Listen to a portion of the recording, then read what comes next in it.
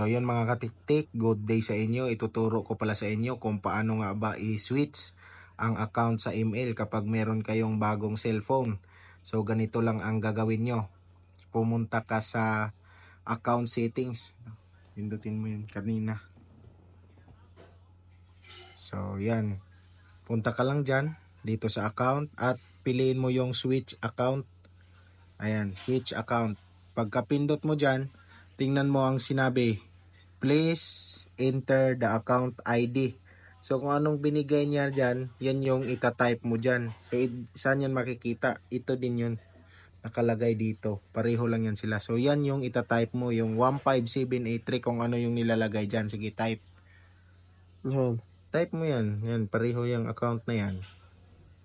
Yan, i-type mo lang yun. Gayahin mo lang yung account na kanina nakalagay. Yung kung ano yung nakalagay kanina, yung please enter.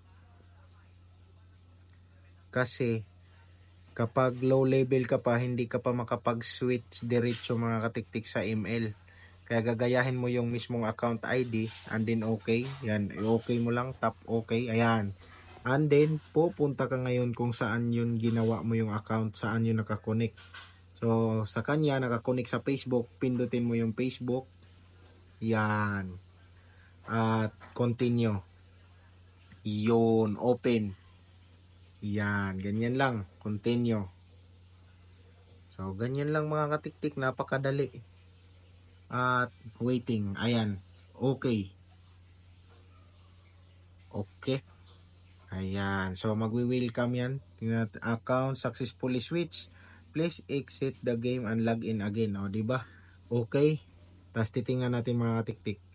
Ayan, nagkusa siyang close. And then, tingnan natin pagka-open.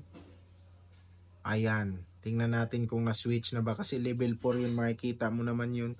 Yung avatar niya walang profile. So, ito, makikita natin. So, tingnan mo, yan, na-switch na. Iba na yung, ano niya mga tiktik level. Ayan o, na-switch na. Nakita nyo naman kanina bago tayo magsimula. So, ganyan lang kadali mag-switch ng account sa email. Maraming thank you at naway may nakuha kayo ditong idea. Paki-like na lang and subscribe. Salamat.